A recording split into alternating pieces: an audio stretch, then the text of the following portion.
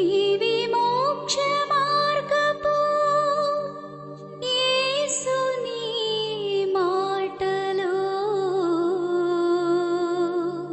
ఇవి మహిమకరమైన దేవుని పలుకులు, ఇవి మహిమకరమైన దేవుని పలుకులు. మత్తయి సువార్త 8వ అధ్యాయము 19వ వచనము.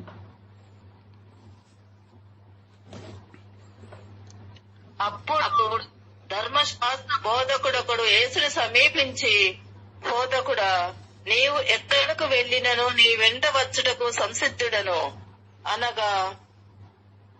చదవండి, నెక్స్ట్ వాక్యం చదవండి. యేసు, నక్కలకు బొరియలు, ఆకాశ పక్షులకు గూలు కలవు, మనుష్య కుమారునకు మాత్రము తల వాసుటకైనను చోటు లేదు అని ప్రత్యుత్తరమిచ్చెను. చాలమ్మా.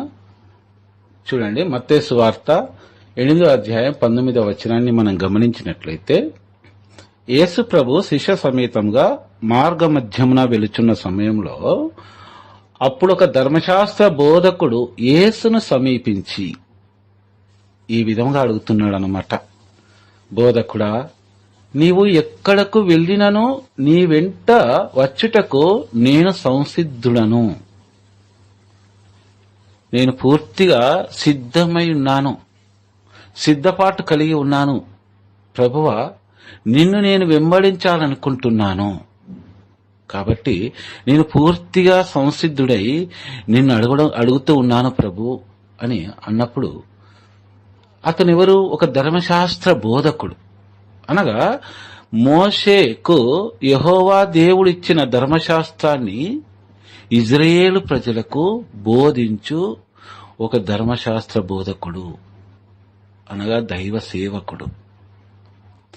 అలాంటి ఒక వ్యక్తి మార్గ మధ్యంలో యేసు ప్రభును సమీపించి, నేను మిమ్మల్ని వెంబడించాలనుకుంటున్నాను బోధకుడా, నీ వెంట వచ్చుటకు నేను సంసిద్ధుడై ఉన్నాను అని యేసు ప్రభును అడుగుతూ ఉన్నాడు ఈ ధర్మశాస్త్ర బోధకుడు.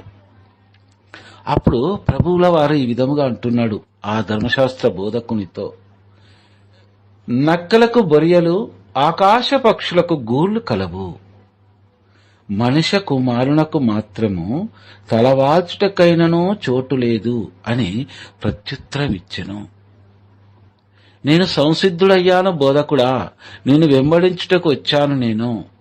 నన్ను కూడా నీతో పాటు నడుచుటకు, నిన్ను వెంబడించుటకు నాకు అనుమతిని ప్రసాదించు అని ధర్మశాస్త్ర బోధకుడు అడుగుతూ ఉంటే ప్రభు అంటున్న మాట ఏంటంటే, నక్కలకు బొరియలు కలవు, ఆకాశ పక్షులకు గూళ్లు కలవు, కాని మనుష్య కుమారునకు మాత్రము తలవాల్చుటకైనను చోటు లేదు.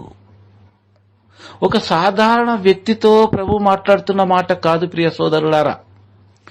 ధర్మశాస్త్రాన్ని పూర్తిగా తెలిసిన ఒక వ్యక్తితో మాట్లాడుతూ ఉన్నాడు ప్రభు. ఎందుకు ఈ విధంగా మాట్లాడవలసి వస్తుంది యేసు ప్రభువు? నక్కలకు బొరియలున్నాయి, ఆకాశ పక్షులకు గూళ్ళున్నాయి, కాని దైవ కుమారుడైన నాకు తలవాల్చుకొనుటకు ఈ సుమంతయు కూడా చోటు లేదు అంటున్నాడు. మనం ఇక్కడ ఈ వాక్యాన్ని, 2 వాక్యాలను పరిశీలించి చూసినట్లయితే, అక్కడ ధర్మశాస్త్ర బోధకుడు ఏ విధముగా యేసు ప్రభుని ప్రశ్నించాడు, నేను సంసిద్ధుడై ఉన్నాను, నిన్ను వెంబడించుటకు బోధకుడా, నన్ను నీ శిష్యులో ఒకనిగా చేర్చుకో అని అడుగుతూ ఉన్నాడు. ఏ విధముగా అడుగుతూ ఉన్నాడు ధర్మశాస్త్ర బోధకుడని మనము 19వ వచనాన్ని ఒకసారి గుర్తు తెచ్చుకోవాలి. యేసు ప్రభువును పరీక్షించుటకై ధర్మశాస్త్ర బోధకుడు నేను సంసిద్ధుడయ్యాను అంటున్నాడు. యేసు ప్రభువు ధర్మశాస్త్ర బోధకులని ఎక్కువ విమర్శించడం మనం చూస్తూ ఉంటాము సువార్త గ్రంథాలలో. యేసు ప్రభు దైవ కుమారుడని తాను అనుకోవడం లేదు ఇక్కడ ధర్మశాస్త్ర బోధకుడు. యేసు ప్రభు ఎన్నో అద్భుత కార్యాలు చేస్తూ ఉన్నాడు, సూచక క్రియలు చేస్తూ ఉన్నాడు, మహత్తర కార్యాలు చేస్తున్నాడు, ఆశ్చర్యకర కార్యాలు కూడా చేస్తూ ఉన్నాడు. కాబట్టి ఇతనిని వెంబడిస్తే నాకు ప్రయోజనం ఉంటుందేమో. సంసిద్ధులను అవడము అంటే ఏంటి అంటే, ప్రియ సోదరులారా, నేను పూర్తిగా నిర్ణయించుకున్నాను నిన్ను వెంబడించుటకు. వెంబడించి ఏం చేస్తాడు ఈ ధర్మశాస్త్ర బోధకుడు? ఇప్పుడు ధర్మశాస్త్ర బోధకుడిగా ఉన్న సమయంలో ఇజ్రాయేలు ప్రజలకు మోషే ధర్మశాస్త్రాన్ని, యెహోవా దేవుని యొక్క ధర్మశాస్త్రాన్ని తెలియజేస్తూ ఉన్నాడు. యేసు ప్రభుతో ఉంటే ఏం చేయగలడు? ఏం ఆశించి యేసు ప్రభువును నేను సంసిద్ధుడై ఉన్నాను నిన్ను వెంబడించుటకు అంటున్నాడు? అది తెలుసుకొని ప్రభు అంటున్నాడు కదా, నక్కలకు బొరియలున్నాయి, ఆకాశ పక్షులకు గూళ్ళు కలవు. ఈ మాట క్రైస్తవ బిడ్డలైన మనమందరం కూడా పూర్తిగా అర్థం చేసుకుంటే మనకు చాలా బాధ అనిపిస్తుంది ప్రియ సోదరులారా. ఎందుకంటే ఒక గృహాన్ని నిర్మించుకుంటున్నాం మనము అంటే ఆ గృహంలో మనం ఉంటూ ఉన్నాము. ఆ గృహము మనది అని చెప్పుకొనుటకు ఆ గృహాన్ని చూపిస్తూ ఉన్నాము. కానీ ప్రభు అంటున్న మాటకు అర్థం ఏంటి అంటే, నేను నిన్ను నీ తల్లి గర్భంలో రూపొందించాను. నా గృహము ఎక్కడో కాదు. నీవు నా చిత్తాన్ని నెరవేరిస్తే, నీవు నా వాక్కును పాటిస్తే నేనెవరో నీకు తెలిసి ఉండేది. మానవ నిర్మితమైన గృహము చెప్పుకొనుటకు ఇది నీ గృహము అని, నా గృహాన్ని చెప్పుకొనుటకు నీకు ఒక గృహం నిర్మించుకొని ఉన్నావే. కాని ప్రియ సోదరీ సోదరుడా, నేను నీ తల్లి గర్భంలో నేను నిన్ను నిర్మించుకొని ఉన్నాను. నా గృహముగా నిన్ను నిర్మించుకొని ఉన్నాను. నీ హృది నా గృహము, నేను వాసముండు స్థలమది. కాని ఈరోజు ఎవ్వరిలో కూడా నాకు స్థానము లేదు, నా గృహంలో నాకు స్థానం లేదు అని చెప్తూ ఉన్నాడు ప్రభు ఈ వాక్కు ద్వారా.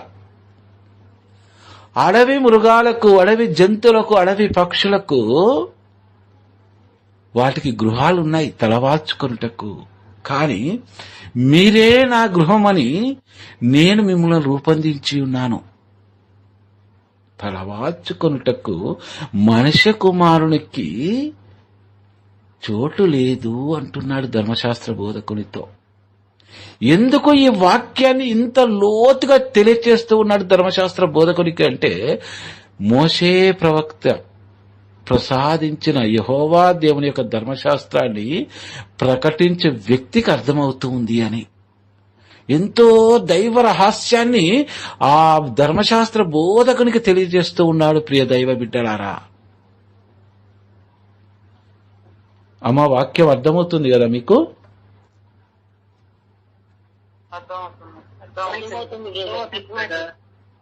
ఈరోజు మనం క్రైస్తవులు అని చెప్పుకుంటూ ఉన్నాము. ఆహర్నిశలా దేవాది దేవుని స్తుతిస్తున్నాము, గణపరుస్తూ ఉన్నాము. ఈరోజు ప్రభు నీతో నాతో ఆ మాట మాట్లాడితే మనం భరించుకోగలమా? ధర్మశాస్త్ర బోధకునితో పలికిన మాట. ఆకాశ పక్షికి గూడున్నది, నక్కలకు బొరియలున్నవి, కాని నిన్ను నేను అమితముగా ప్రేమించాను, నిన్ను రూపొందించుకున్నాను.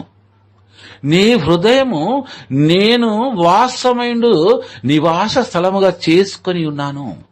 కాని ప్రియ దైవ బిడ్డ, ఈరోజు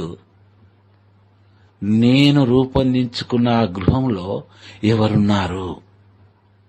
ఈ ప్రశ్న ఒకవేళ ప్రభు మనల్ని అడుగుతాడేమో.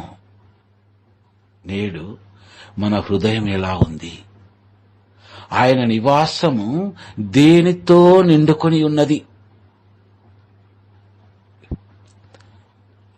ధర్మశాస్త్ర బోధకునికి అర్థమైంది ప్రియ సోదరులారా. తన హృదయంలో ఉన్న దుర్మార్గపైన వాంఛ, ఆ కోరికలు ఎలా ఉన్నాయో యేసు ప్రభు చూపిస్తూ ఉన్నాడు. నీవు నన్ను వెంబడించగలవా అని అడుగుతూ ఉన్నాడు. నీవు నన్ను వెంబడించాలంటే నీలో రూపొందించుకున్న నా గృహము శుద్ధమై ఉండాలి అని ధర్మశాస్త్ర బోధకునితో పలుకుతూ ఉన్నాడు ప్రియ సోదరులారా. ఈరోజు ఈ వాక్యాన్ని ఆలకిస్తున్న కొందరితో కూడా పలుకుతుండొచ్చేమో ప్రభువు. మన హృదయాంతరంగాలను శుద్ధి చేసుకుందాం వాక్కు ద్వారా. దేవుడు ఈ గ్రూప్ లో ఉన్న మనందరికీ ఒక గొప్ప వరాన్ని ప్రసాదించి ఉన్నాడు. ఉదయము సాయంకాలము నా వాక్కును నీవు జీవాహారముగా భుజించు అని తన వాక్కును మనకు అందించుటకు బ్రదర్ గారి ద్వారా ఆ వాక్కును మనం అందరం కూడా భుజించగలుగుతూ ఉన్నాము.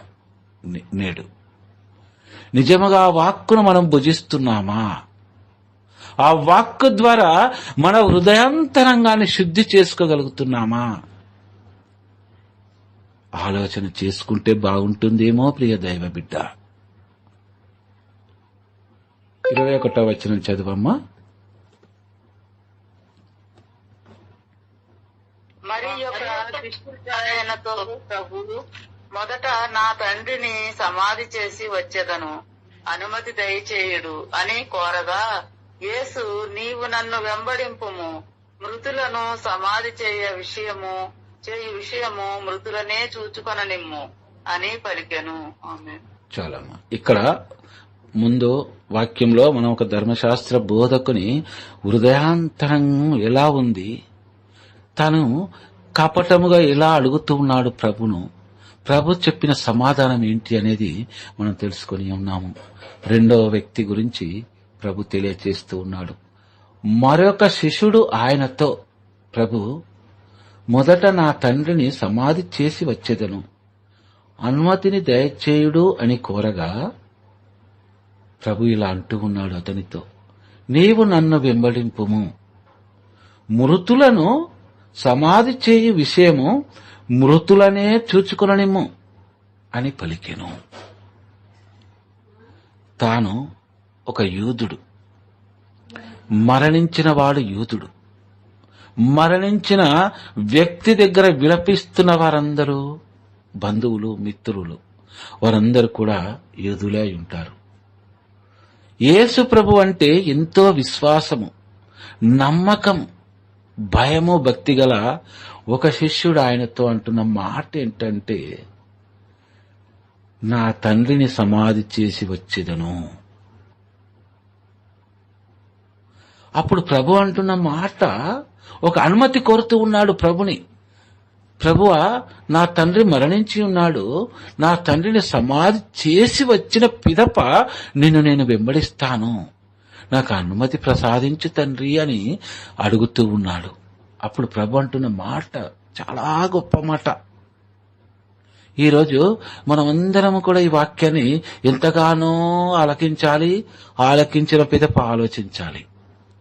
నీవు నన్ను వెంబడింపుము. మొట్టమొదటిసారిగా ధర్మశాస్త్ర బోధకునితో, ప్రభువా నేను నిన్ను వెంబడిస్తాను, సర్వము సంసిద్ధమై నేను వచ్చి ఉన్నానంటే, ఆ ధర్మశాస్త్ర బోధకునితో తన కపట హృదయాన్ని గమనించిన ప్రభువు ఆ హృదయానికి దగ్గట్టుగా తాను ప్రభు చెప్పడం జరిగింది. ఈ 22వ వచనంకి వచ్చేసరికి ఒక శిష్యుడు ఏమంటున్నాడు, నా తండ్రిని పాతిపెట్టుటకు నాకు అనుమతివ్వు తండ్రి, ఆ తర్వాత వచ్చి నిన్ను వెంబడిస్తాను అంటాడు. అప్పుడు ప్రభు అంటున్నాడు కదా, మృతులను సమాధి చేయు విషయమును మృతులనే చూచుకోనిమ్ము. వాక్యాన్ని చాలా గమనించాలి ప్రియ దైవ బిడ్డలారా. చనిపోయింది ఒక వ్యక్తి, ఒక మృతుడయ్యాడు అతడు. కానీ అక్కడ విలపిస్తున్న వారందరినీ కూడా ప్రభు మృతులే అంటున్నాడు. వాక్యాన్ని గమనించండి. మృతులను సమాధి చేయు విషయము మృతులనే చూసుకోనిమ్ము. అక్కడ నీ తండ్రి మాత్రమే మృతి చెందాడు అనుకుంటున్నావు, కానీ అక్కడ ఉన్న వారందరూ భౌతికంగా వారు జీవించి ఉన్నను నా దృష్టిలో ఆధ్యాత్మికంగా మృతి చెందిన వారే వారు. ఆ మరణించిన మృతుణ్ణి ఈ భౌతికంగా జీవముతో ఉన్నవారు మృతులై ఉన్నారు కాబట్టి ఆ మృతుని శరీరాన్ని మృత శరీరాన్ని సమాధి చేయుటకు అక్కడ మృతులు ఉన్నారు. అమ్మ, అర్థమవుతుందో ఈ వాక్యంలో ఎంత లోతైన అర్థం ఉందో? ఒకసారి చెప్పండి తల్లి. అర్థం కాలేదు. ఓకే, చెప్పాలి. ఇక్కడ అర్థం ఏంటి అంటే, ఈ వాక్యానికి అర్థం ఏంటంటే, మనము అమ్మ ఎవరు కూడా అన్యత భావించొద్దు, దయచేసి వాక్యాన్ని అర్థం చేసుకోవడానికి గమనించండి. ప్రభువా, నన్ను మృతుల లెక్కలో ఉంచినది సజీవుల లెక్కలో ఉంచినందుకు నీకు ధన్యవాదాలు అర్పిస్తున్నాను తండ్రి. నేను ప్రార్థిస్తున్నాను ప్రభువా అని మనం చాలాసార్లు ప్రార్థించుంటాం. ఈ లోకపరంగా మనం సజీవులమై ఉండవచ్చు, కానీ ఇక్కడ ప్రభు తెలియచేస్తున్నది ఏంటి అంటే, ఈ వాక్యపరంగా ఆధ్యాత్మిక పరంగా కూడా మీరు సజీవులై ఉండాలి. మన ఈ భౌతిక దేహము మనల్ని ఈరోజు దేవుడు చల్లగా కాచి కాపాడాడు అంటే, నీ నుంచి దేవుడు ఒక గొప్ప ప్రణాళికని నీ ద్వారా నెరవేర్చాలని చూస్తున్నాడేమో. ప్రభు చిత్తాన్ని మనం ఎరగాలి దైవ బిడ్డలారా. ప్రభువా, ఈరోజు సజీవుల లెక్కలో నన్ను నీవు కాచి కాపాడావంటే తండ్రి, నీ ద్వారా నా ఎడల నీ ప్రణాళిక నాకు తెలియపరచు ప్రభువా అని ప్రార్థించాలి. మృతులను సమాధి చేయు విషయం మృతులే చూసుకుందరు అని ఎందుకంటున్నాడు ప్రభు అంటే, మనం ఈరోజు సజీవంగా ఉన్నాము అంటే ప్రభు దృష్టిలో కూడా మనం సజీవంగా ఉన్నామా?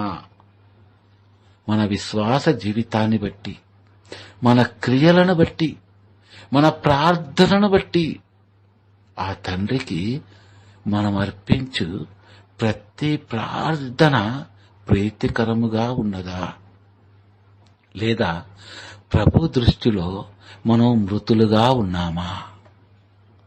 ప్రభు అదే తెలియపరుస్తూ ఉన్నాడు.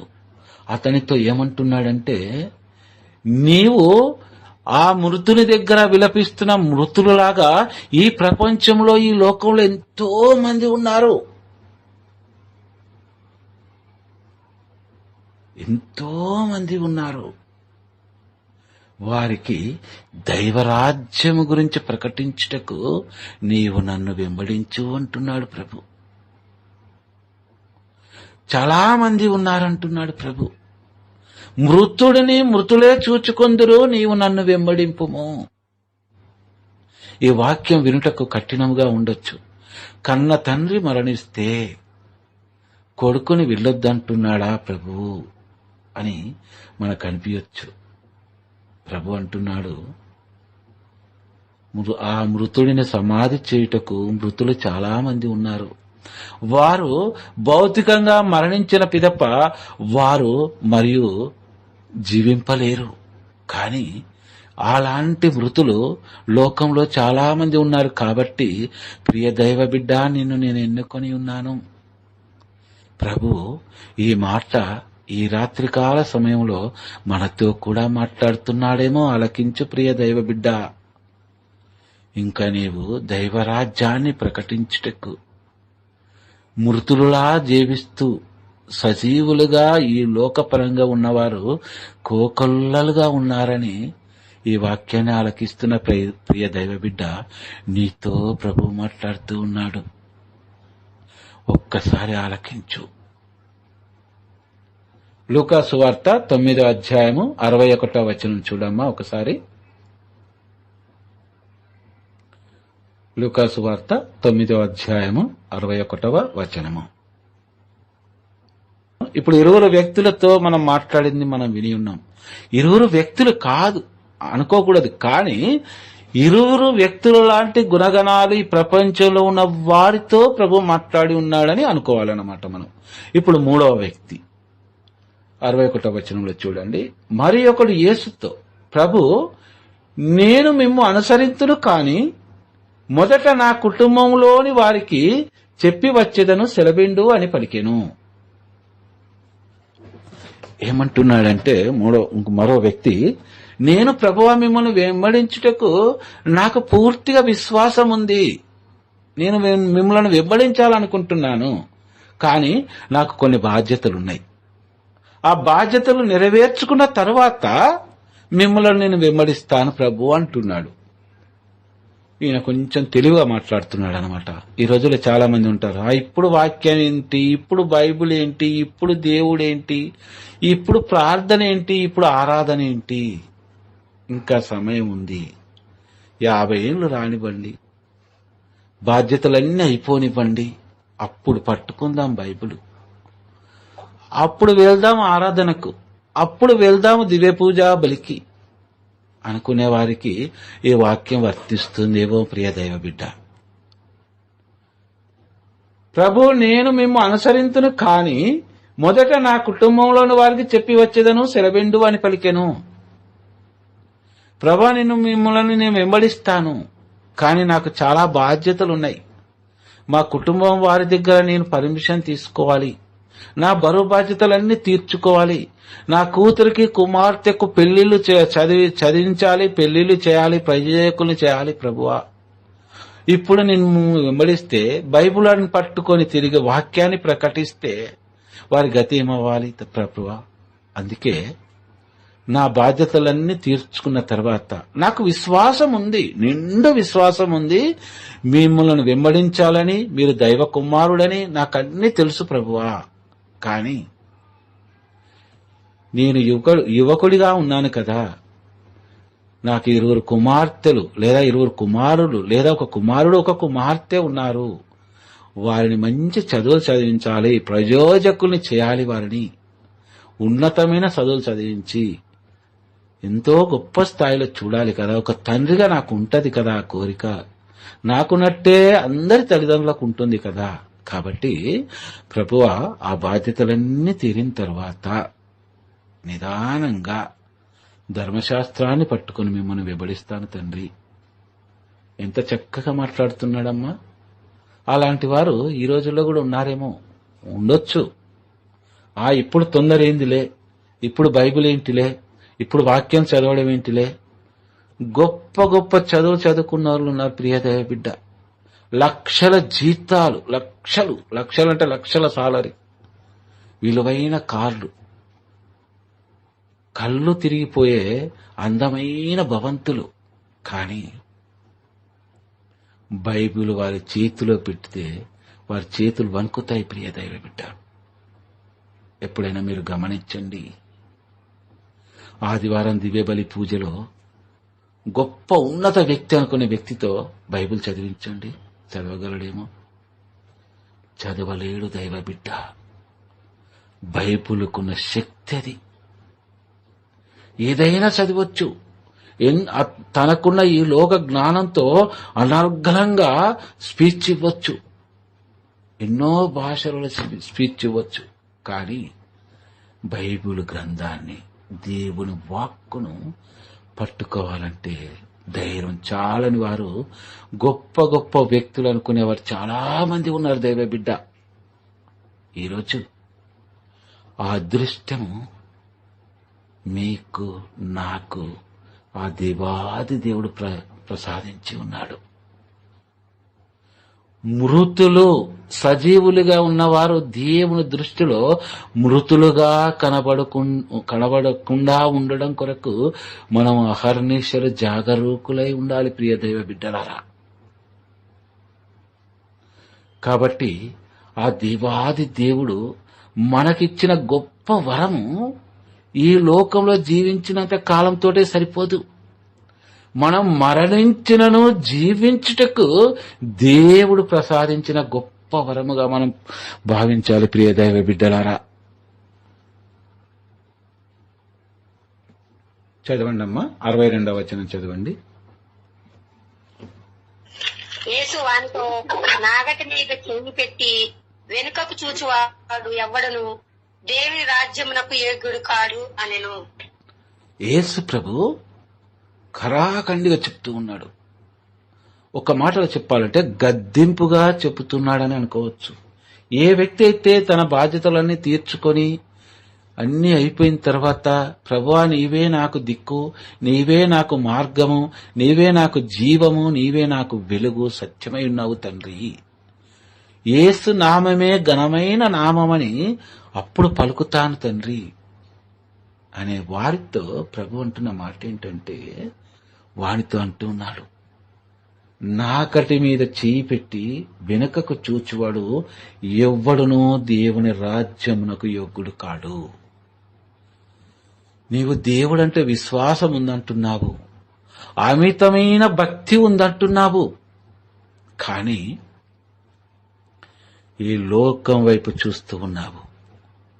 వాక్యాన్ని ఒక చేత పట్టుకున్నావు, మరోవైపు నీవు వెనుకకు తిరిగి చూస్తూ ఉన్నావు. అలాంటి వాడు దైవ రాజ్యమునకే యోగ్యుడు కాడు. నాకు బైబిల్ గురించి మొత్తం తెలుసు, ఇక తెలుసుకోవాల్సింది ఏమీ లేదు. సువార్త చెప్తే నేను వినడమేంటి? నాకు బైబిల్ అంతా తెలుసు. ఈ వాక్యాలను ఎన్నోసార్లు విని ఉన్నాను, సువార్త గ్రంథాలలో ఎన్నో మారులు చదివి ఉన్నాను. ఎంతో మంది సువార్తికులు సువార్త ప్రసంగాలు చేయి సమయాన్ని నేను విని ఉన్నాను. ఇప్పుడు నేను ఈ వాక్యాన్ని కొత్తగా వినడం ఏంటి అని ఎవరైనా లెఫ్ట్ అయి ఉన్నారేమో వారి గురించి ప్రభు మాట్లాడుతూ ఉన్నాడు. నీవు నాగటి మీద చేయి పట్టి ఉన్నావు అనగా దైవ వాక్కును పట్టుకొని మరొక వైపు ఈ లోకం వైపు తిరిగి చూస్తూ ఉన్నావు. ఈ లోకం వైపు తిరిగి చూసేవాడెవ్వడు కూడా దైవరాజ్యమునకు యోగ్యుడు కాడు అంటున్నాడు ప్రభు.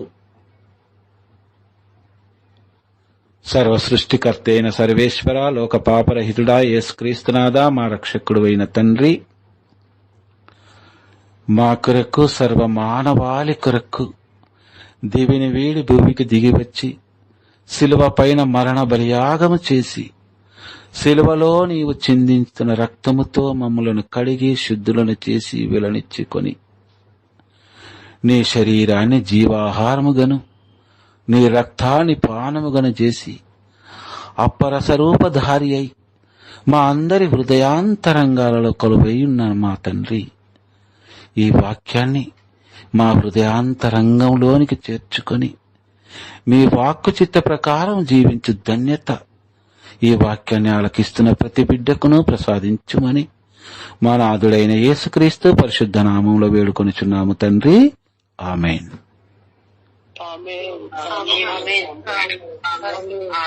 హృదయమనెడు తలుపు నాథ యేసునాథుండు, హృదయమనెడు తలుపు నాథ యేసునాథుండు, నిలచి సదయుడగుచు తట్టుచుండు సకల విధములను, నిలచి సదయుడగుచు తట్టుచుండు సకల విధములను, పరుని బోలే నిలుచున్నాడు పరీక్షించి చూడు, పరుని బోలే నిలుచున్నాడు పరీక్షించి చూడు, అతడు పరుడు కాడు రక్షకుండు ప్రాణ స్నేహితుడు, అతడు పరుడు కాడు రక్షకుండు ప్రాణ స్నేహితుడు, ఎంతసేపు నిలువబెట్టి ఏడ్పించిదరతని, ఎంతసేపు నిలువబెట్టి ఏడ్పించిదరతని, అతడెంతో దయతో పిలుస్తున్నాడు ఇప్పుడు మనలను, అతడెంతో దయతో పిలుస్తున్నాడు ఇప్పుడు మనలను. తలుపు తెరచి చేర్చుకొనుడి తట్టెడు రాచకుని. తలుపు తెరచి చేర్చుకొనుడి తట్టెడు రాచకుని. అతడెంతో దయతో మనకిచ్చును స్థిర జీవా కృపను. అతడెంతో దయతో మనకిచ్చును స్థిర జీవా కృపను. సాటి లేని దయగలవాడు సర్వేశాసుతుడు. సాటి లేని దయగలవాడు సర్వేశాసుతుడు. తనదు మాట వినెడు వారినెల్ల సూటిగా రక్షించు. తనదు మాట వినెడు వారినెల్ల సూటిగా రక్షించు. హృదయమనెడు తలుపు నోద యేసునాథుండు. హృదయమనెడు తలుపు నోద యేసునాథుండు. నిలచి సదయుడగుచు తట్టుచుండు సకల విధములను. నిలచి సదయుడగుచు తట్టుచుండు సకల విధములను.